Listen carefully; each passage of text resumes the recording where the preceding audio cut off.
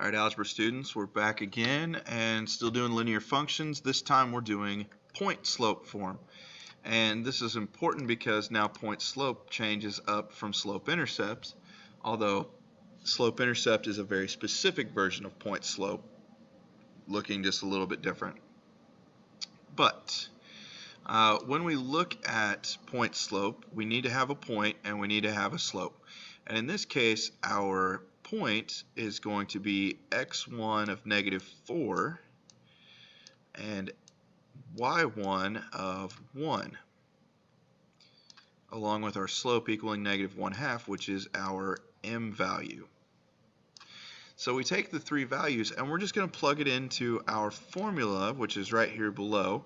Y minus y1 equals m times the quantity of x minus x1 in quantity. And there's only really one big tricky thing about this, maybe two. The first one is that whenever you see the minus sign in the middle of each one of those, that simply means change the sign of the coordinate.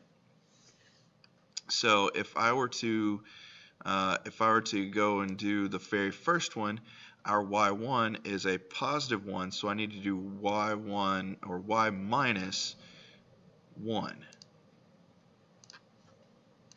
because it went from a positive 1 to a negative 1 equals, we're going to plug in our m value, that would be our -1/2. And now when we go to x minus x1, notice that x1 is a -4, so if that minus means change the sign, we're going to change it over to x plus 4. And that's really all there is to writing the equation in point slope form. Just remember those two things.